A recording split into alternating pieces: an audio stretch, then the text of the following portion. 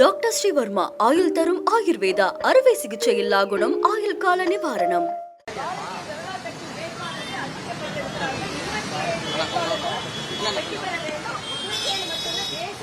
கூட்டணியில் 234 தொகுதி வேட்பாளர்களும் வெற்றி பெற வேண்டும். அப்பதான் தமிழகத்தை காப்பாற்ற முடியும், பெண்களுக்கு பாதுகாப்பு அளிக்க முடியும். என்னை பொறுத்த மட்டில் நான் ஒரு சட்டமன்ற உறுப்பினர் என்று அங்கே போட்டி போடுவதை விட குடும்பத்து உறுப்பினர் என்ற வகையில் தான் நான் அவர்களோடு இணைந்து நிற்கிறேன். சென்னை எனக்கு புதிது கிடையாது, ஏற்கனவே பாராளுமன்றத்தில் போட்டி போட்டிருக்கிறேன். எல்லாரும் என்கிட்ட கேட்கறாங்க, கவர்னர் வந்துட்டு ஏன் எம்எல்ஏக்கு போட்டி போடுறீங்கன்னு. என்னோட வாழ்க்கையே மக்களுக்கான அர்ப்பணிப்பு செய்தது, மக்களோடு மக்களாக இருக்க வேண்டும் என்ற ஆசை தான். அதனால தான் ஏற்கனவே சொன்ன மாதிரி இது சட்டமன்ற உறுப்பினருக்காக என்று சொல்வதை விட மயிலையின் ஒவ்வொரு குடும்பத்தின் உறுப்பினருக்கான ஒரு சபதம் என்றுதான் நான் எடுத்துக்கொள்ள வேண்டும். அண்ணாமலை அவர்களுக்கு சீட்டு மறுக்கப்பட்டிருக்கு அப்படின்னு ஒரு செய்தி வந்திருக்கு.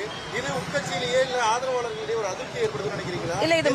இல்ல மறுக்கப்பட்டதுன்னு சொல்ல முடியாது. தம்பி அண்ணாமலை போட்டி போட்டிருந்தால் நன்றாக தான் இருந்திருக்கும். ஆனா கட்சி ஒவ்வொரு முறையும் ஒவ்வொருவருக்கு என்று அவர்களுக்கான அந்த பணி கொடுக்கப்படும். அந்த பணி நிச்சயமாக தம்பி அண்ணாமலை அவர் விருப்பப்படியே எல்லா பொறுப்புகளும் வரும். இங்கே வாய்ப்புகள் மறுக்கப்பட்டிருக்கிறது என்று சொல்வதை விட இந்த நேரம் இவர்களெல்லாம் களப்பணியில் இருக்கட்டும் அப்படின்ற ஒரு தகவலை தான் கட்சி சொல்லி இருக்கிறது. அதனால பாரதிய ஜனதா கட்சியை பொறுத்த வரைக்கும் யாருக்கும் வாய்ப்பு மறுக்கப்படுவது கிடையாது, யாரும் புறக்கணிக்கப்படுவதும் கிடையாது. நீங்க வேட்பாளர் பட்டியலை பார்த்தாலே தெரியும், நெடுநாளாக கட்சிக்கு உழைத்தவர்கள், ஈடுபாடாக இருந்தவர்கள், அவர்களுக்கு தான் இடம் கொடுக்கப்பட்டிருக்கிறது. அதனால யாரும் புறக்கணிக்கப்படவில்லை என்பதை நான் தெரிவித்துக் கொள்கிறேன். சீனியர் லீடருக்காண்டி புதிய நபர்களுக்கு இளைய தலைமுறைக்கு வாய்ப்பு மறுக்கப்படுது அப்படிங்கிற ஒரு இது இல்ல, இது ரொம்ப தப்பான வாதம். என்னை பொறுத்த வரைக்கும் எங்களோட லிஸ்ட பாத்தீங்கன்னா மூத்த தலைவர்களும் இருக்கிறாங்க, இளையவர்களும் இருக்கிறாங்க. நீங்க பார்த்தாலே தெரியும் யாரு இளையவர்களுக்கு மறுப்பு இல்ல. மூத்த தலைவர்கள் காந்தி போன்றவர்கள் எல்லாம் கட்சிக்காக தியாகம் செய்தவர்கள். அதனால வயதை வைத்து அவங்களெல்லாம் புறக்கணிக்கவே முடியாது. அதே நேரத்தில் இளையவர்கள் 45 வயது 40 வயது இளைஞர்கள் எல்லாம் இருக்காங்க. அதனால இதுல இளைஞர்கள் புறக்கணிக்கப்பட்டவர்கள் சொல்ல முடியாது. 27 சீட்ல யார் யார் எந்தெந்த தொகுதிக்கு சரியான நபர்கள் என்று தேர்ந்தெடுக்கப்பட்டிருக்கிறார்கள்.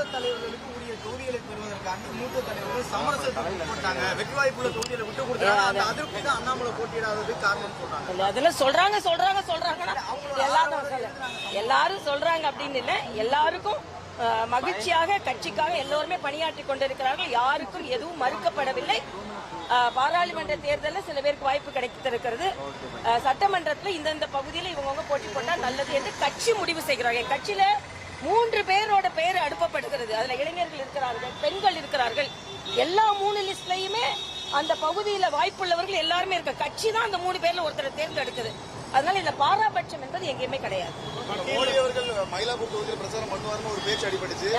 மோடி அவர்கள் உங்களை ஆதரிச்சு இல்ல, அவர் அது பத்திரிகை செய்தி தான். அவர் இன்றைக்கு இடைப்பட்ட நேரத்தில் வருவதுதான். அந்த நீங்க சொன்ன மாதிரி ரோட் ஷோ எல்லாம் திட்டமிடப்படல.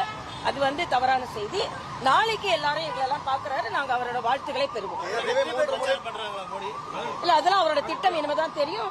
கோயம்புத்தூருக்கு ஏற்கனவே திட்டமிட்டது, குமரிக்கு ஏற்கனவே திட்டமிட்டது வருகிறார். இல்ல, அதெல்லாம் சும்மா யூகங்கள். கட்சி எல்லாருக்கும் என்ன அங்கீகாரம் கொடுக்கப்படுகிறதோ அந்த அங்கீகாரத்தை கொடுத்து கொண்டுதான் இருக்கும். டாக்டர் ஸ்ரீவர்மா ஆயுள் தரும் ஆயுர்வேதா அறுவை சிகிச்சை இல்லா குணம் ஆயுள் கால நிவாரணம். Branch express courier private limited. Domestic international cargo உங்கள் இல்லம் தேடி வந்து கொரியர் புக்கிங் டெலிவரி செய்து தரப்படும்.